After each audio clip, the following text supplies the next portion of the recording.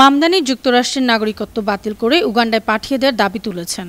New York সিটির ইতিহাসে প্রথম মুসলিম ও প্রথম দক্ষিণ এশীয় মেয়র হিসেবে জোহরান মামদানির জয় শুধু আমেরিকায় নয়, বিশ্বজুড়ে ব্যাপক রাজনৈতিক আলোচনার জন্ম দিয়েছে। তার জনপ্রিয়তায় হিংসায় জ্বলছে প্রতিপক্ষ, বিশেষ করে ট্রাম্পের দল রিপাবলিকান নেতারা। মামদানিকে দমাতে কমিউনিস্ট এবং সন্ত্রাসবাদ সমর্থক সহ বিভিন্ন অপবাদ ছড়িয়ে দিচ্ছে। মামদানি যুক্তরাষ্ট্রের নাগরিকত্ব বাতিল করে উগান্ডায় পাঠিয়ে দেওয়ার দাবিও তুলেছেন, যাতে মেয়র হিসেবে দায়িত্ব নিতে না পারে সে চেষ্টাও করছেন।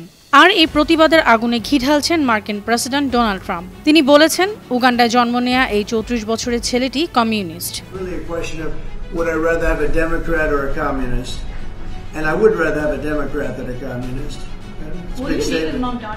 রিপাবলিকান কংগ্রেসম্যান অ্যান্ডি অগলস বলেছেন, মামদানি নাগরিক হওয়ার ফর্মে মিথ্যা বললে সে আমেরিকার নাগরিকই না, আর নাগরিক না হলেই নিউ ইয়র্কের মেয়র হওয়াও যায় না। মামদানির নাগরিকত্ব তদন্ত করতে তিনি অ্যাটর্নি জেনারেল পাম বন্ডিকে চিঠি লিখেছেন। তার দাবি, নাগরিকত্ব আবেদনের সময় মামদানি তথ্য গোপন করেছেন। আরেকজন রিপাবলিকান নেতা রেন্ডি ফাইন দাবি করেছেন, মামদানি মাত্র 8 বছর আগে যুক্তরাষ্ট্রে গিয়েছিলেন, অবৈধভাবে মার্কিন নাগরিক হয়েছেন।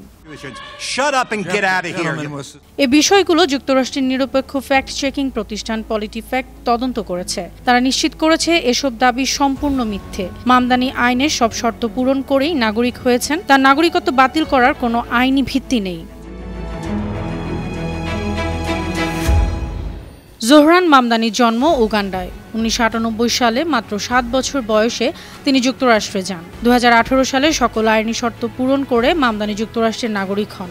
যুক্তরাষ্ট্রের আইন অনুযায়ী দেশটির নাগরিকত্ব বাতিল করা অত্যন্ত কঠিন। এর জন্য ডিপার্টমেন্ট অফ জাস্টিসকে আদালতে প্রমাণ করতে হবে নাগরিকত্বের সময় মামদানি ইচ্ছাকৃতভাবে কোনো গুরুত্বপূর্ণ তথ্য লুকিয়েছেন বা মিথ্যে বলেছেন, আর সেই তথ্য জানলে তিনি নাগরিকত্ব পেতেন না।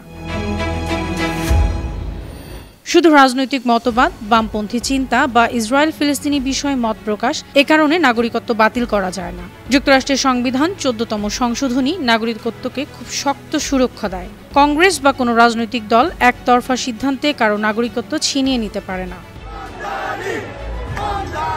আইনি বিশেষজ্ঞরা বলছেন, রিপাবলিকান নেতাদের এসব দাবি সম্পূর্ণ ভিত্তিহীন। মামদানির বিরুদ্ধে কোনো ফৌজদারি বা দেওয়ানি মামলা হলে এর জন্য স্পষ্ট ও নির্ভুল প্রমাণ দিতে হবে।